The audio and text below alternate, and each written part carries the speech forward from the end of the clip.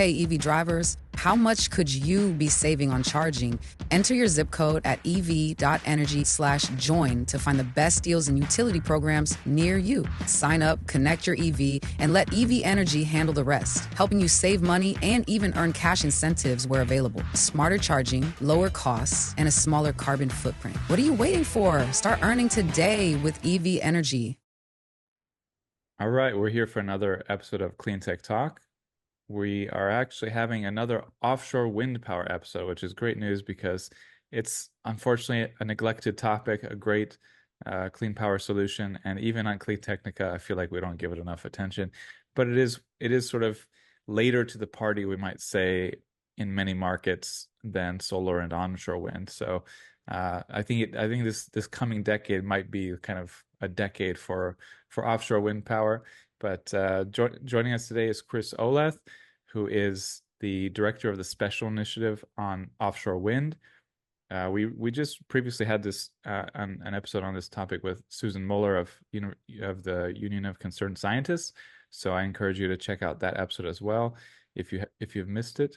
But to get rolling, I'm going to ask Kris. I'm curious what your career history is, how you got into this role, and what you're doing in this role overall. Just big picture, right? Yeah, well, thanks, Zach. Thanks so much for having me. And offshore wind, like you say, never gets enough coverage. So we're really glad to be here. My organization, the Special Initiative on Offshore Wind, is an independent policy think tank. We are foundation funded and have been working on the responsible and durable advancement of offshore wind since the year 2013.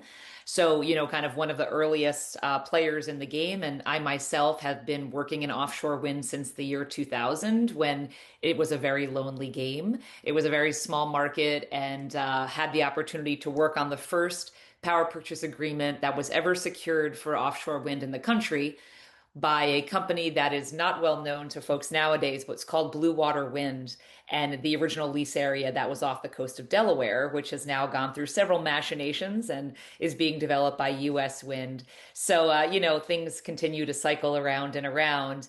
That first offshore wind power purchase agreement back in the day, we actually won that RFP proposal process against nuclear and gas-fired power plants. So it wasn't even written for offshore wind.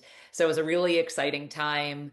And we've kind of gone through 2 decades now of, some ups and downs in the sector. And the Special Initiative on Offshore Wind has been here to support with data and science, also convening and facilitation of multi-sectoral groups, doing a lot of work in, multi-stakeholder negotiations and analysis. So really glad to be here.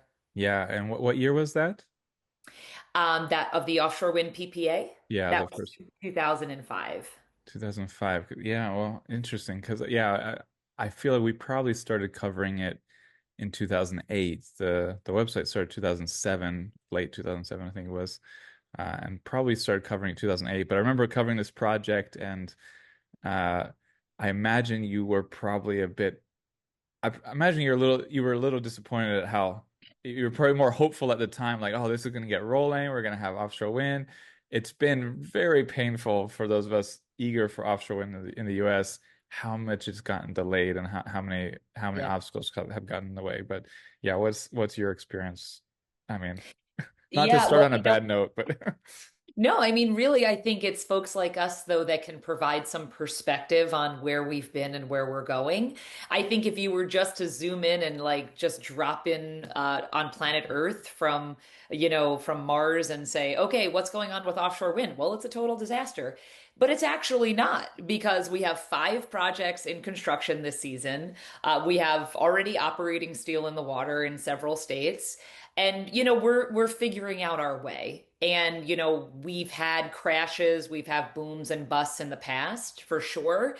Some of them were related to the economic downturn. Some were related to the incredible drop in the cost of natural gas due to fracking developments. So the market has had tremendous impacts on offshore wind over the decades. And now we're experiencing something that is so different and unique with this absolutely, just bombardment from the highest office in the land against offshore wind. And, don't get me wrong, it's been a really challenging past few years for folks that haven't been playing along. We have suffered real challenges from interest rate changes and, geopolitical factors beyond our control that have distracted developers and supply chain members from working in the US as robustly as they may have otherwise.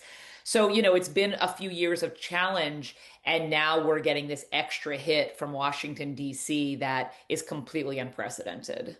Yeah, there's also that little thing called COVID in the middle there. So, but yeah, maybe you were more realistic, 15 years ago, but I was just I felt like where we are today, we should have been 10 or 15 years ago. It just felt like that's where we were going 10 or 15 years ago. And then, you had a lot of development in the UK and in Germany, some other markets. I mean, I visited Baltic too. I mentioned on the other podcast. I think it was in 2013 or even earlier, Mhm. which is offshore wind project in the Baltic Sea. But what has been like not looking at today quite yet, but like going back 10, 15 years, what has been the challenge that has postponed offshore wind progress or the challenges that have postponed offshore wind progress in the US compared to UK, Germany in that time, like early on in the industry's growth? I think the biggest challenge has been our nation's slow policy, mandates regarding climate change. We, and to this day, remain kind of lagging in the seriousness of climate change and the need for adopting policies that address mitigating climate change. Therefore, we have never really, fully accounted for the cost of carbon. We have not truly figured out ways to quantify the benefits of offshore wind appropriately. And that has consistently distracted many of our policymakers and stakeholders from staying focused on what has been the North Star for countries like the UK and Germany. So we, kind of lacked that, and we still lack that leadership, unfortunately, here in the US. Yeah, we have it's this up and down policy, which is it's so inconsistent and so hard to plan, especially big long-term projects. And Exactly. on the one hand, I talked about being disappointed that we're not further along, but on the other hand, a part of me has been quite happy and surprised in the past year or two that wow, this stuff is actually moving forward despite the kind of disaster of a political and policy world we have in the United States. So that's been impressive. I guess that's also just due to how competitive the offshore wind market has become. Is that right? Absolutely. And I think, we have been dealing not only with the political and policy challenges, but also, the real, the completely new regulatory environment, having, working with a regulator who had never worked in, kind of a clean energy space before. We are dealing with a set of regulations that, love our friends at the Bureau of Ocean Energy Management, but, it's a bit of a cut and paste job from the oil and gas industry. So we don't really have purpose-built regulations. We did have the modernization rule provide some updates to the regulations last year before Trump took office, but there still, are real kind of regulatory mismatches, and it's a very young system that is kind of working. Each project has to work its way through the system like it's brand new. So that's a real challenge. There's, those capacity challenges at the regulators, huge opposition. That's, this is something that's happened in the past few years, and what I see as a very important rite of passage for offshore wind, that we really saw the oil and gas industry get involved and start funding opposition groups. That is something that we've needed to happen. I know that sounds perverse and, may sound counter to what you would hear from me as an offshore wind proponent. But, when offshore wind wasn't really ready yet for prime time over the past 2 decades, we didn't attract the ire Yeah. of the oil and gas sector. And when things started getting serious a couple years ago, and we have all these projects in the pipeline, API and other trade groups and other lobbyists in DC really started to activate, and really started putting out these kind of networks of folks to start what appeared to be community-based and local opposition, when actually it was, and still continues to be, oil and gas funded opposition.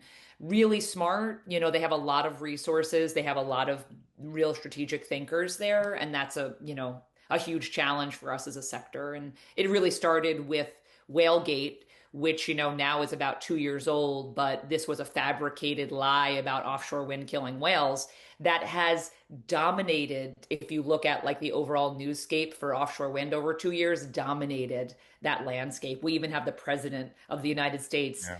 repeating that kind of mis and disinformation. So it's there are a whole host of challenges, and that's what makes every day interesting in offshore wind. Yeah, when it broke through to the Trump talking about it, you're like, oh my, this has gone Oh my. way further. Like, because I have a problem, I guess, a little bit sometimes where when something is so ridiculous, I just don't have as much patience for it as I did 15 years ago when I, would argue with people and I try to explain it. And I'm just like, oh, this is stupid. But but as we've seen, stupid can grow legs real fast and can spread around the world real fast. Yeah. And yeah, I mean, And have I'm real trying. impacts. Yeah. Say it again. And have real impacts And on have real projects. impacts. Exactly. Yeah. And I'm trying to contain myself from going down too much of a path of, complaining or griping about the complete policy and political disaster we have. But I mean, Republican Party is it's a myth. Let's just be honest. But it's supposed to be pro-business. It's supposed to be a very pro-business, pro-innovation party.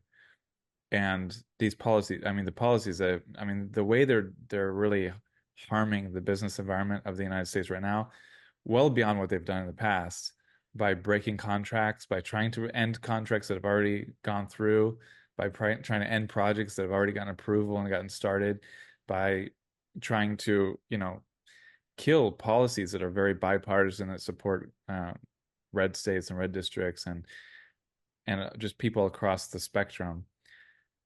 It's really, I mean, I'm very concerned for the business environment of the United States and how much we're risking the future economy and future business of the United States with very unpredictable and just abnormal policies that are very strange for the business world, very hard to deal with, whether no matter what sector you're in. And then, yeah, when you pile on top of it the experience the oil and gas sector has going after opponents, smearing competitors, it's no surprise that you find that very challenging. But I like the optimistic take you have on it. It's like it's a good sign because it shows we're a threat, And I think that is the case today, right? That's what's interesting about it. So, yeah, I don't know if you have more to say on policy, but before, if you don't, we could jump over to just what are the benefits and the kind of what's the cost story with offshore wind right now that makes it more of a threat to oil and gas, or more, more of a Yeah.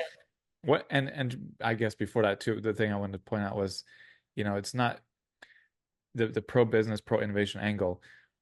We want to be leading on the industries that lead in the future. Like we don't want to be a leader on an industry that's dying or lagging, or is going to be gone or much smaller in 10 years. We want to be leading on industries that are going to be much bigger in 10 years, so that we are, globally competitive and globally, leading economies. And Absolutely. this is what stings a lot with the US is we when we have these attacks on industries that are going to lead the future, right? Right. And then we start turning backwards. And we have nations who we've expressly challenged in the race for energy and technology and, pharma and all the big sectors. But now we're kind of reversing course. And I find it fascinating. For example, one nation in particular, which is China, and this is supposedly one of our biggest competitors and one that we're supposedly ramping up against. We see them, working on offshore wind R&D and deployments to the scale of, installing as much offshore wind in China in the past 5 years as all of Europe did in 20, and completely just eating the lunch of the entire offshore wind sector. They're, releasing new turbines all the time, floating, and also land, bottom fixed turbines all the time. They're completely, having a supply chain that's part of their own nation. Meanwhile, we're turning back to things like fracking and gas pipelines and coal plants and, just things that are absolutely in the past.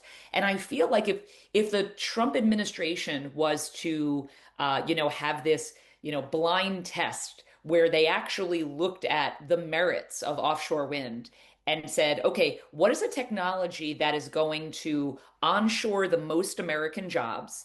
That's going to completely revitalize port communities. That is going to bring manufacturing jobs here by the score. That is going to dominate Asian threats that we have to technology and energy development. It would literally be offshore wind. And somehow, the merits, unfortunately, of the projects and the industry don't bear out as much as a grudge that one person has against a technology, which is just kind of mind blowing. Yeah, it's a really good point on the disconnect because again, it's something that I guess I sort of just skip past because it's a little ridiculous, but when China is framed as our top competitor over and over, and to the point of putting extra tariffs on Chinese products, and then you look at, okay, what is China focusing on in order to outcompete us? Oh, they're focusing on electric vehicles, solar energy, wind power. They're not focusing on old technology, the oil and gas, and so it's a little weird to have that argument that this is our top competitor, and then so what are they doing that we need to outcompete them in? Oh, they're doing clean tech stuff. Oh, but we're not doing that.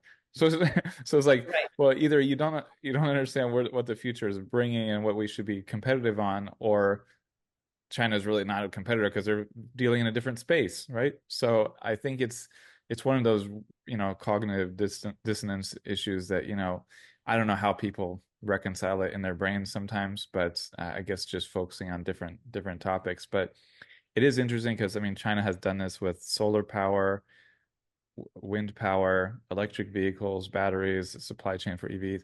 It's done this over and over. And so to hear it, it's in that phase with offshore wind power, it's a sign that offshore wind power's time is arriving. I really feel like the next 10 years are going to be a big decade for offshore wind. What do you think about that? I absolutely think that we are really poised to take this 4 year pause as an opportunity to learn what we need to learn from the past, 10 to 20 years of false starts. And particularly with the leadership of the states of the United States, who have frankly always been the leaders in offshore wind. They've always been the ones who have set the mandates, set the targets, bought the power. The states are And really where and the action is. and also onshore wind. I mean, it's a similar Exactly. story, right? Exactly. So really kind of taking that lead, it's an opportunity for the states to, craft, I think, what they see as a future for offshore wind. And in some cases, what we learned about the procurement mechanisms during the challenging years of COVID and higher interest rates, I think that really needs to be, considered as we look at what will move forward in terms of the procurements of the future.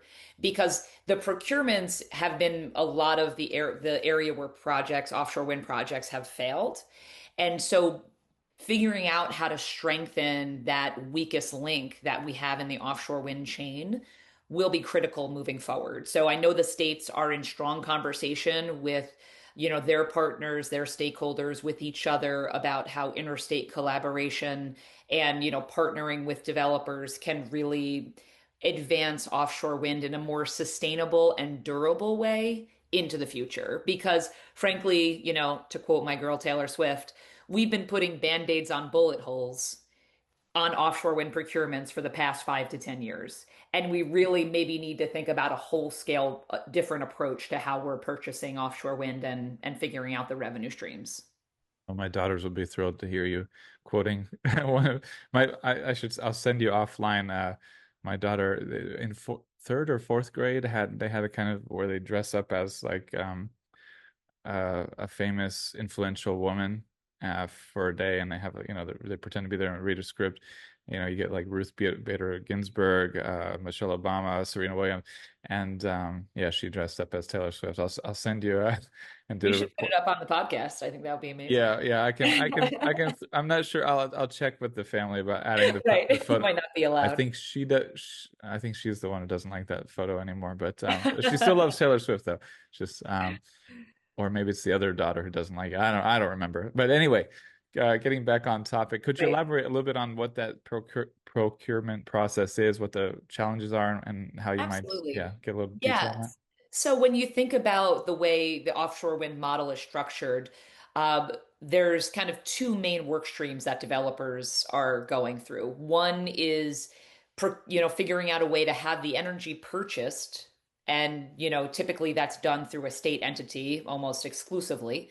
So depending on which state you're in, the state will set a target for how many gigawatts of power of offshore wind they would like. They issue a solicitation and they say, can you please, give us your best proposal on the best cost and benefits of an offshore wind package and delivering so many megawatts to our state. The other kind of work stream is the site control that they're working, and the kind of the permitting aspect with federal regulators to secure the lease area offshore. And those are kind of done in usually in a parallel process, really tricky on the timing because you're needing often to bid in on a number that you would be able to deliver that power for before you get all your permits and you've done all your site work. So it's really challenging for the offshore wind developer to know that early on, and then asking the developer to hold that bid open and hold true to that number for 3, 5, 7 years. I like to think of it as, imagine you had a contractor come out to your house and, give you an estimate to build a new kitchen. And, the contractor said $10,000 and you said, okay, I'll think about it. And then 5 years later, you call the contractor and said, okay, I'm ready to give you the $10,000 to build my kitchen. Like, in no other world does this work. Right. So the developers are needing to bid in at a number, let's say it's 10 cents per kilowatt hour, and then spend 5 years figuring out what the site looks like offshore, really challenging geotechnical and geophysical environment, work through all their stakeholder concerns with siting the wind farm in ways that don't offend too many offshore or coastal stakeholders. Meanwhile, kind of working all these angles to make that price work after 5 to 7 years of time sometimes. Meanwhile, getting supply contracts to retrofit into that overall number that they told the state that they would be willing to provide the power at. So it's a really complicated system. It's almost not surprising at all that it barely works, frankly, when you look at the system in total. Yep. And so we've talked about for years the dropping costs of solar power and wind power, and how they've come to dominate new power capacity worldwide. The vast majority of new power capacity installed around the world is now renewables, but mostly solar, and then also a lot of wind. And it's so much of it's just cheaper, right? So you just they outcompete on cost. But as people who know the grid and electricity markets well know, it's not always about cost. It's not only about cost. There are a lot of factors that come into play, especially when you're looking at having a complete healthy grid. So what can you just say about what offshore wind power brings to the market that should make it uh, well, that makes it much more popular in Europe and China, and should make it more popular in the United States if we had, like you said, a bit of a better process and policies.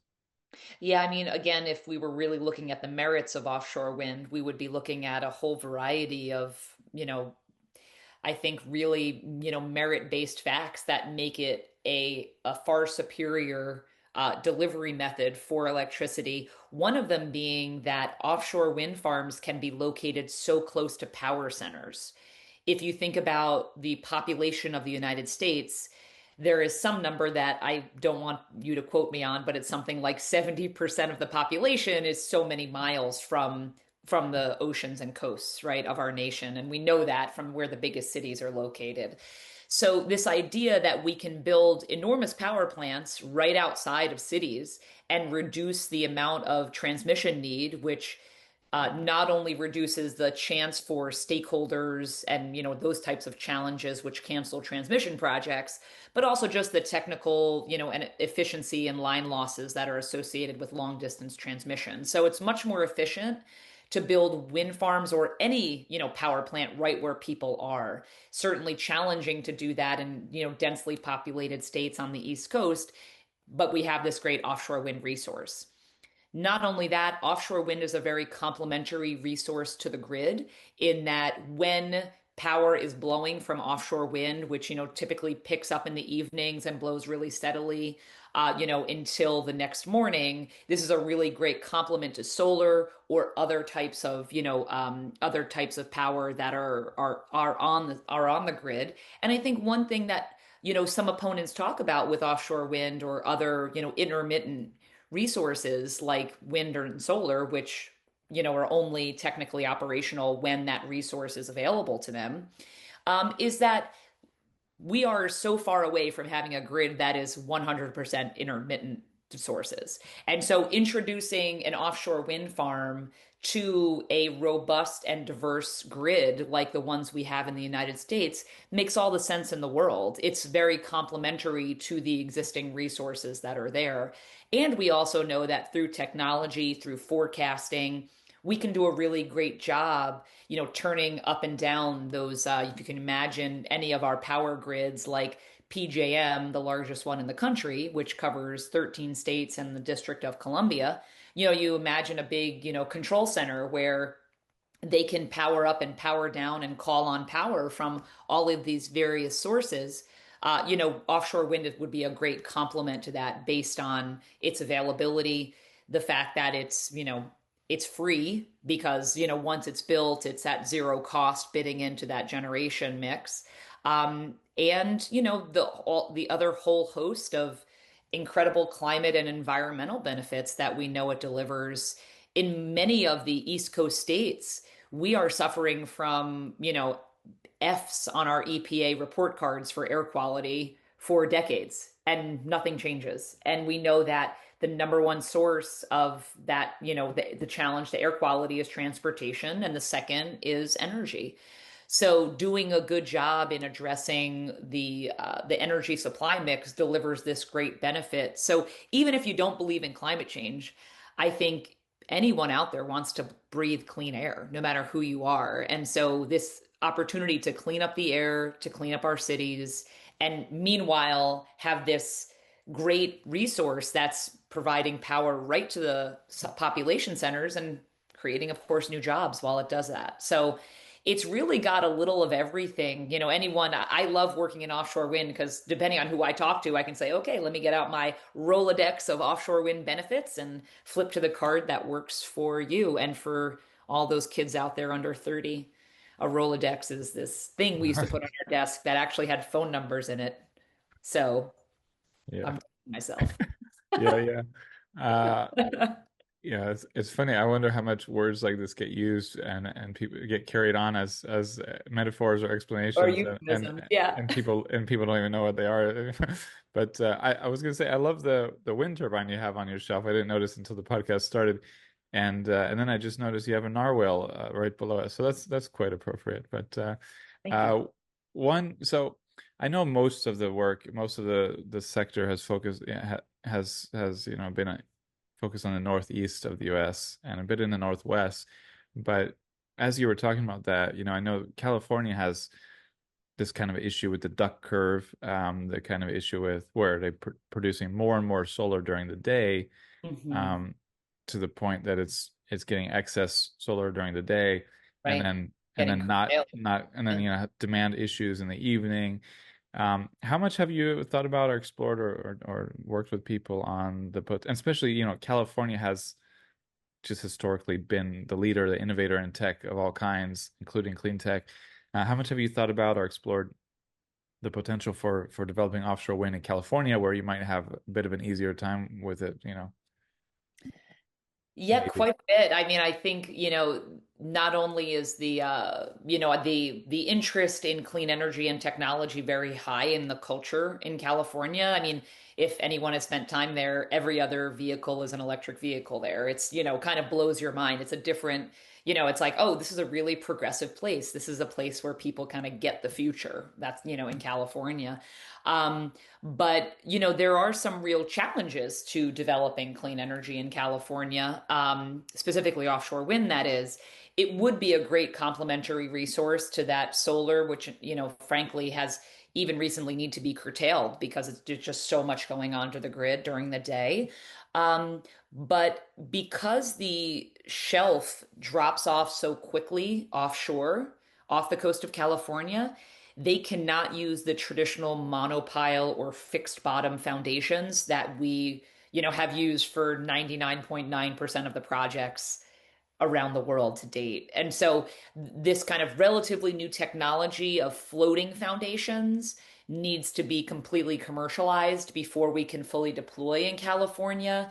And you can imagine the engineering challenge. You have a wind turbine that's spinning blades at 100 miles an hour, tilting in the wind that can be, 50, 100-mile-an-hour winds, and needing to stay stable and safe on a floating base offshore in sometimes thousands of feet of water. So it's certainly an engineering feat. It seems to be one that engineers are closing in on. There are a few demonstration projects of floating offshore wind around the world, but the costs are still pretty high and the just execution rates are low at this point. But it certainly is the way of the future. Once we build out even on the East Coast, the closer in wind farms will need to go further offshore and water will get deeper, and it will make sense even off the coast of New York, for example, to have floating offshore wind. But that is the biggest hurdle to the technology. I think the policy and regulatory environment is really ready, though, for offshore wind there.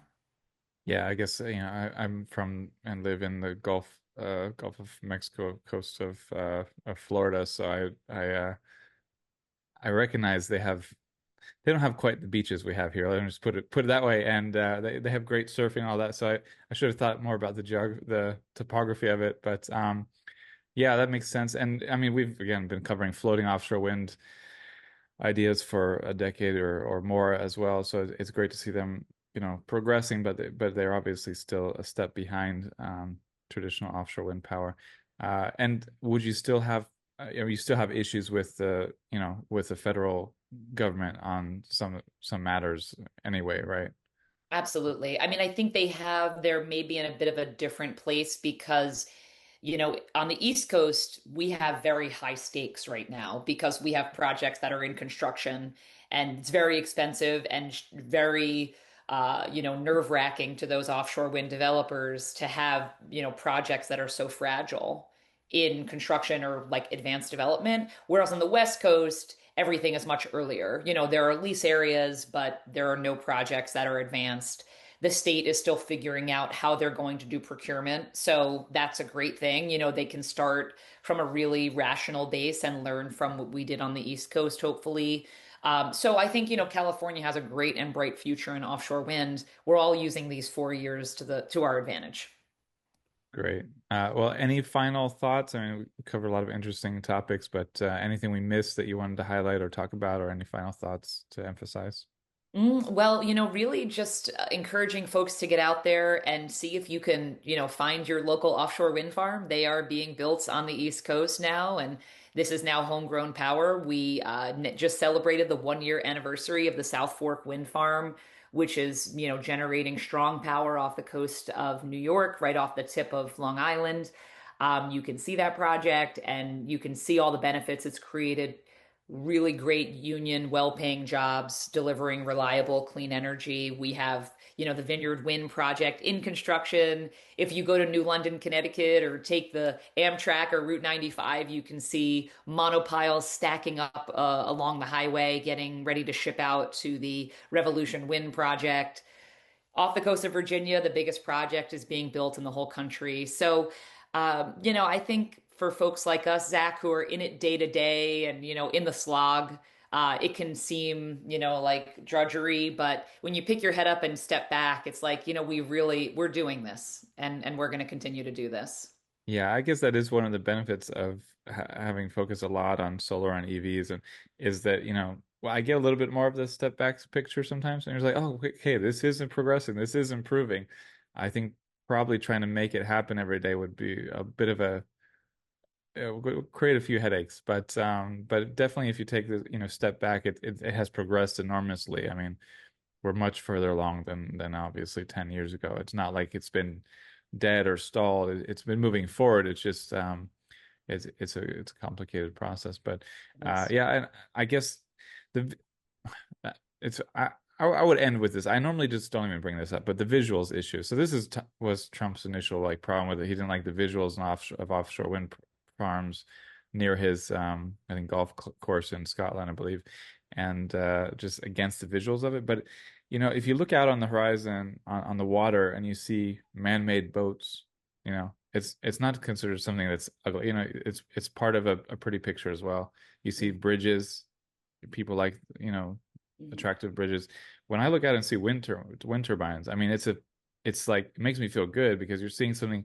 They can be quite pretty, the wind farms, if they're, how they're laid out. And then, you're just thinking, oh, clean power getting generated out there, not a power plant near me causing me to get, lung cancer or asthma. Um, so I don't know. I think most of us, probably see it as something positive, but this whole issue that has been a problem in the Northeast of people being concerned about the visuals of it. It's just it's just such a strange issue to me. I don't know if there's anything you want to wrap up on that with. It's a weird thing to end with, but I mean, No, I kept almost yeah, talking about it.